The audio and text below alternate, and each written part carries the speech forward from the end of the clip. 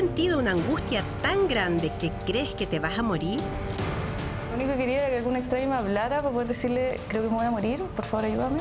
¿Tienes fobia a lugares cerrados, arañas o incluso a la gente?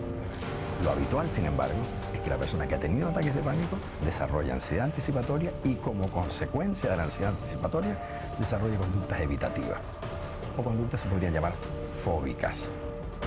Los trastornos de ansiedad tienen excelente tratamiento. Comienza por entenderlos en un nuevo capítulo de Mejora tu Vida.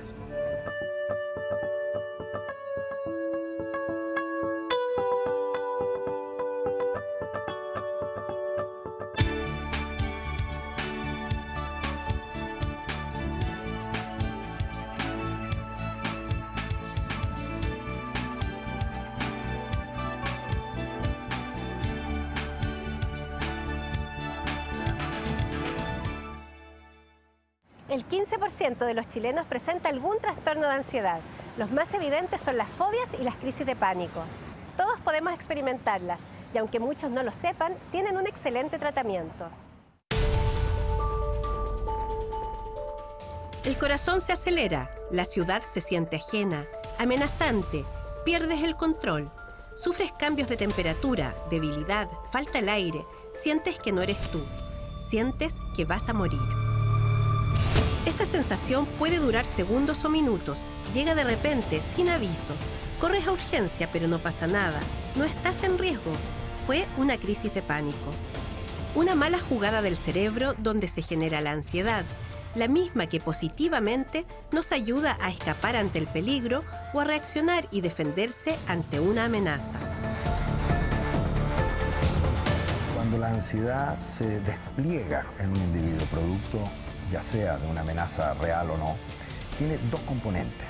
Un componente que es lo que pasa dentro de la mente del individuo y un componente que ocurre en el cuerpo del individuo. Por lo tanto, es un reflejo que libera adrenalina. Y a partir de ese momento, todo lo que le ocurre al cuerpo es el resultado de un aumento en el flujo de adrenalina en la sangre. Es por eso que cuando alguien se pone ansioso, respira con más frecuencia para oxigenarse mejor. La ansiedad patológica se da cuando, no habiendo ningún peligro real, se activa el mismo mecanismo. Cuando el estímulo que nos amenaza parece venir de dentro de nuestro cuerpo, es decir, por ejemplo, me voy a morir, me va a dar un infarto, me va a dar un accidente vascular, voy a enloquecer, voy a hacer algo fuera de control, todos estímulos peligrosos, amenazantes que vienen de dentro mío, hablamos de ansiedad tipo pánico. Cuando el estímulo viene de afuera, hablamos entonces de ansiedad tipo fobia. Ahí sabemos qué es lo que genera la reacción. En Chile, solo 1 de cada 4 personas que requiere un tratamiento de salud mental efectivamente se trata.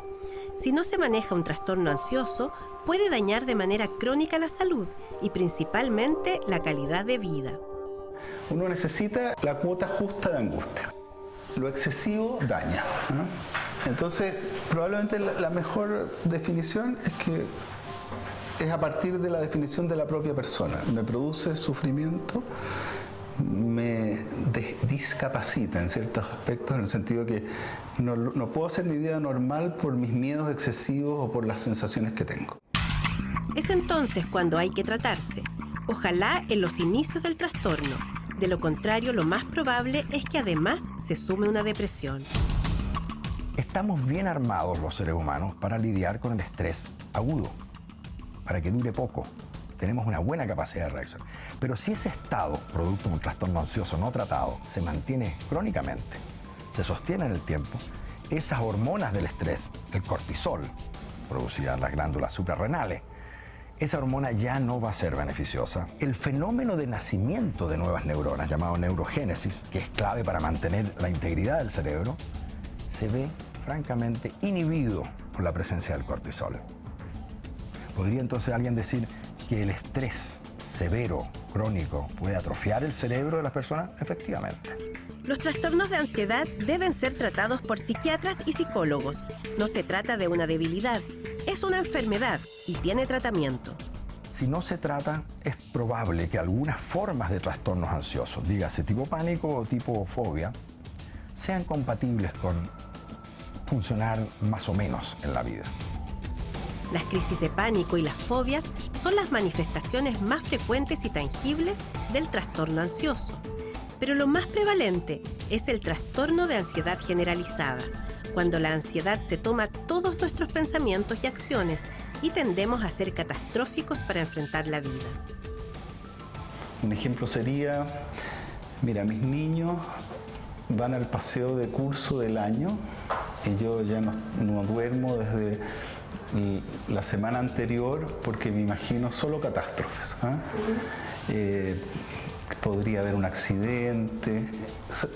Son las personas que están continuamente y sin darse cuenta que es algo patológico muchas veces, percibiendo el riesgo.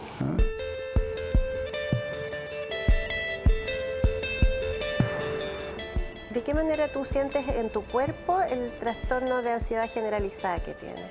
Con mucha temor a que te vas a morir o se van a morir gente que tú quieres.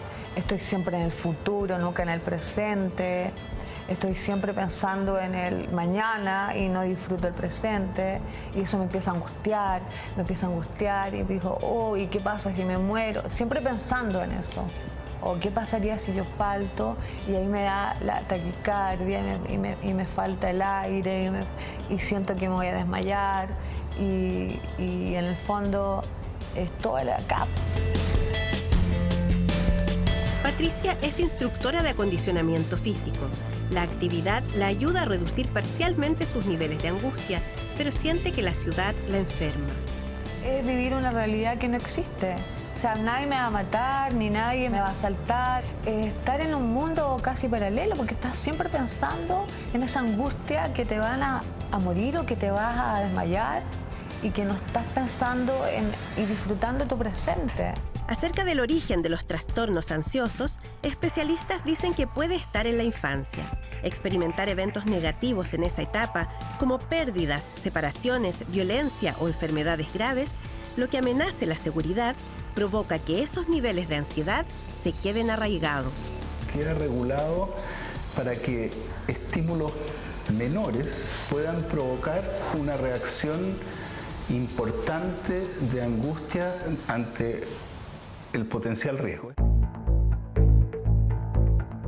En el metro me empecé a sentir mal, transpiraba helado, tenía mucho miedo, mucho susto de nada en particular. Uno empieza a mirar a la gente no entiende qué te pasa, porque me miraban, pero nadie se acercó a ayudarme en el fondo.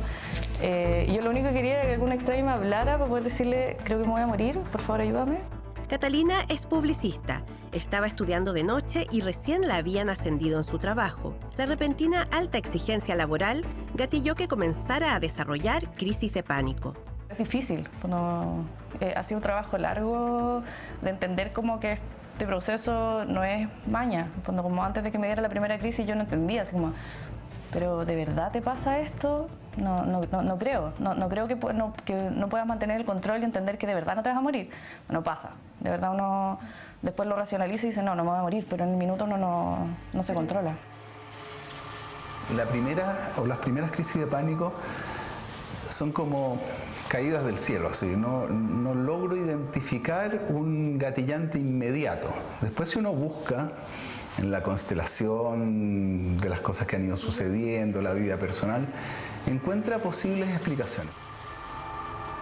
Pero uno tiene que buscar ayuda y hacer la terapia y entender qué es lo que le genera a uno la crisis para poder hacerse cargo de eso.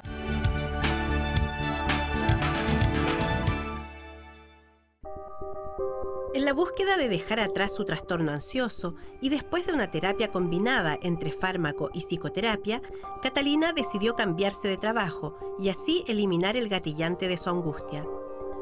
Cada persona puede identificar sus propios factores desencadenantes de crisis, pero hay algunos que son conocidos como favorecedores de crisis de pánico. Las drogas contribuyen a una modificación del funcionamiento del sistema nervioso central, entonces gatillan algún trastorno. Uno lo que más ve es que, por ejemplo, la marihuana está asociada más con crisis de pánico. Por ejemplo, la falta de sueño, ¿sí? Disminuye el umbral para la angustia y hace que aparezcan con más facilidad las crisis de pánico. Por ejemplo, el uso de psicoestimulantes, cocaína o cualquier otro psicoestimulante, la cafeína, ¿sí? El alcohol. El alcohol también puede disminuir el umbral en términos de... El alcohol es bien particular porque tiene un efecto ansiolítico, o sea, puede calmar la angustia, pero cuando se pasa el efecto del alcohol, sí, la angustia puede aparecer con más fuerza. La pálida es un ataque de pánico, ¿no? Y entonces cuando yo ya tengo el primero, dejo el sistema sensibilizado. Las fobias también son manifestaciones del trastorno ansioso.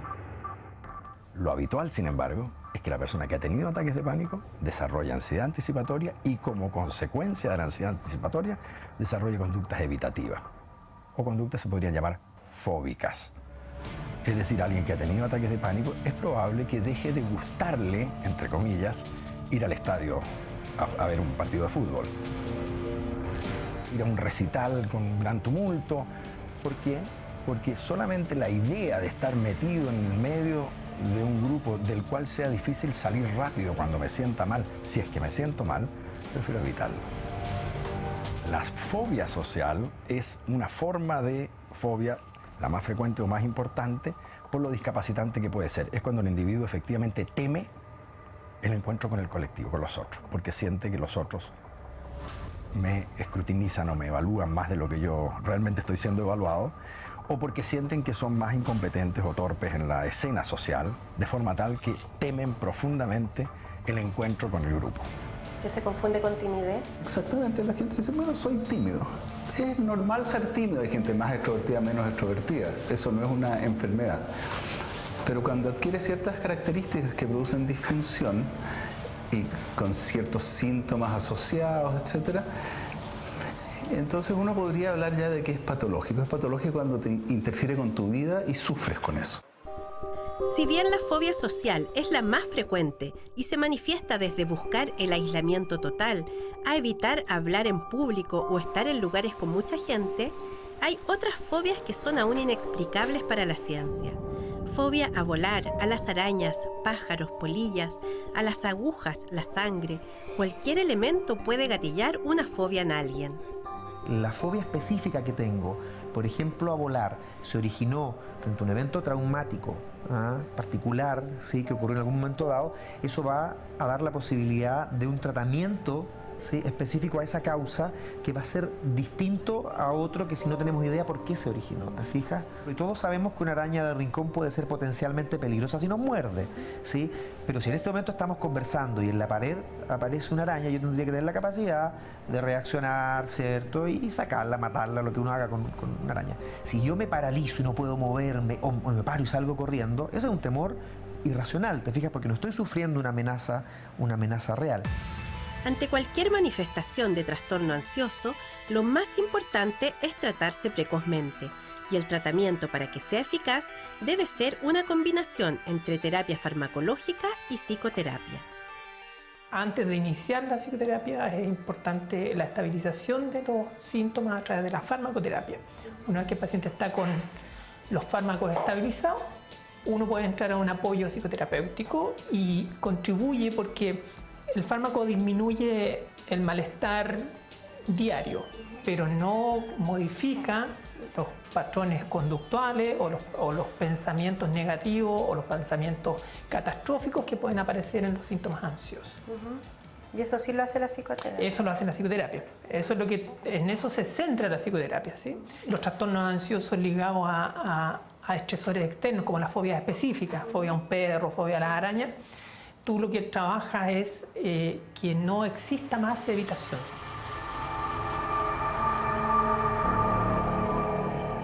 Tratamiento, ojalá lo más tempranamente posible, porque yo necesito exponerme para poder ir superando el territorio que me ha ido ganando el problema que tengo. Porque me voy a mi lugar más cómodo, pero mantengo viva la enfermedad. Es así como las terapias psicológicas generalmente buscan que la persona se exponga gradualmente a aquello que le cuesta y evita. Algunos psicólogos incluso acompañan a sus pacientes para facilitarles el proceso en terreno. El trastorno de pánico, digamos, es un trastorno que en psiquiatría en general tiene muy buena respuesta al tratamiento. Las personas lo pasan muy mal cuando están sufriendo este tipo de cuadros, pero la mejoría es fácil de alcanzar y los tratamientos son tratamientos que no son tan complejos. Entonces, efectivamente, el rol de la familia es insistir en que ese paciente se trate. Patricia ha mantenido el consumo del mismo fármaco por 7 años sin supervisión médica. Ha tratado de dejarlo por su cuenta, pero no ha podido porque se intensifican todos sus síntomas.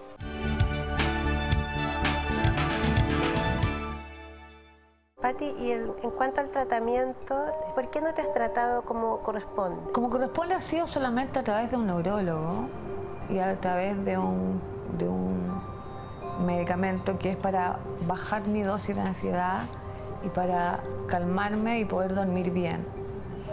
El resto ha sido porque siempre pensaba que se te va a pasar y que lo voy a controlar y que vas a gastar plata en psicólogos que no te van a ayudar o que los productos naturales no sirven.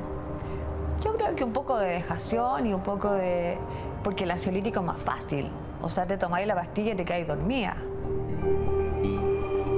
Si uno dice, ¿qué hacer frente a esto? Tratarse. Hay mucha resistencia. Hay mucha gente que dice, yo no acepto tener un problema en la mente, como si eso fuera una debilidad y no lo que podríamos entender como la disfunción o el mal funcionamiento de un órgano, como podría haber sido el riñón, en este caso el cerebro. Si tengo un trastorno de ansiedad, la única decisión coherente, inteligente y que es productiva es tratárselo. Porque no es necesario vivir con los síntomas y con el dolor y el sufrimiento que estas enfermedades provocan, ya que los tratamientos son muy efectivos. ¿Cuál es la importancia de que sea muy bien dirigido por un profesional y no la automedicación? Que en esto es muy frecuente. Es altamente frecuente y habitualmente provocadora de la cronificación, del agravamiento. El alcohol es un gran ansiolítico, también es un depresor del sistema nervioso central. Por eso, un fóbico social no tratado tiene altas chances de hacerse alcohólico. Va a aprender de que su vida social es muchísimo más grata cuando llega con 2 tragos puestos, ¿no? Y cambia todo, cambia el panorama. Ya ahora es capaz de lidiar con el encuentro con el prójimo. Otro aspecto a considerar es que todos somos diferentes y hay que ir probando cuál es el fármaco más adecuado para cada persona. No necesariamente al primer intento va a ser exitoso, pero con la guía de un buen psiquiatra va a encontrar el medicamento indicado, que sumado a la terapia psicológica podría llevar a una cura de la enfermedad. Tenemos tratamiento para lo agudo y tenemos tratamiento para el largo plazo y efectivamente podemos corregir un trastorno ansioso completamente. Las crisis de pánico, que es de lo que hablábamos antes, un trastorno de pánico con una buena psicoterapia y con un tratamiento farmacológico, el tratamiento puede ser curativo y ese paciente dejar luego su psicoterapia y dejar luego el tratamiento farmacológico y no presentar en el futuro nuevas crisis de pánico. Un factor muy determinante para que la mayoría de las personas no traten sus trastornos de ansiedad es el alto valor de los tratamientos en salud mental. La Fundación Neuropsiquiátrica Nepsis agrupa a más de 50 psiquiatras y psicólogos, entre otros profesionales. Y en el fondo, para que los pacientes puedan acceder al tratamiento, tú no solo necesitas a los clínicos, ¿no?, que vean al paciente, sino que tienes que darle la posibilidad de acceder a los tratamientos farmacológicos. Y entonces la Fundación cuenta también con una farmacia especializada en neuropsiquiatría que se caracteriza por tener precios bastante más bajos, digamos, que el grueso de las farmacias habituales, para que los pacientes accedan con mayor facilidad. Esta farmacia, abierta a todo público, ofrece precios hasta un 20% más económicos que en el resto del mercado y es una de las principales vías de financiamiento que permiten sostener a la Fundación. Aquí se atienden más de 1.400 personas mensuales con distintas patologías psiquiátricas. ¿Por qué quisiste dar este testimonio? Pues yo creo que sí, va a servir un testimonio real de una persona normal, de una mujer que trabaja y que tiene muchas situaciones que muchas mujeres las tienen en el mundo. Hijos, familia, marido, trabajo, presiones, vivir en una ciudad competencia y que pueden tomar un camino que no lo tomé yo, que pueden tomar un camino alternativo, a lo mejor con remedios naturales, a lo mejor con una psicoterapia, como dices tú, o a lo mejor con un cambio de estilo de vida, y no quedarse estancada, quedarse, en este caso, en mi caso, 6 años, porque el tiempo pasa así volando, y tú decís, pasó, y voy 6 años ya que estoy tomando esto. Y ya había tomado, antes de dar este testimonio, la decisión de dejarlo. No podía dejarlo de un golpe. Es difícil explicarle a alguien qué se siente cuando nunca lo ha vivido. Incluso para mí era complejo entender. Hasta que uno no lo vive, no lo entiende. Yo creo que partiría como por no hacer prejuicios al final. Como si yo te cuento que me dio una crisis de pánico, no te estoy pidiendo que me digas que no me va a pasar nada. Lo tengo súper claro. O sea, yo soy la primera que sabe que no me va a pasar nada. De repente uno necesita que lo escuchen nomás. Que no hagan juicio al final y que traten de entender que uno está en una situación límite que no puede manejar. Que puede ser súper manejable para el resto. Pero uno tiene un montón de otros factores que afectan y que afectan y que inciden en que uno deje de tener control sobre esas cosas.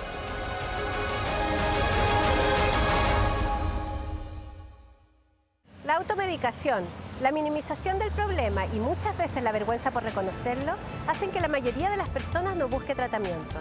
Ya lo sabes, si no lo haces, esta condición puede empeorar. Consulta a un psiquiatra y mejora tu vida.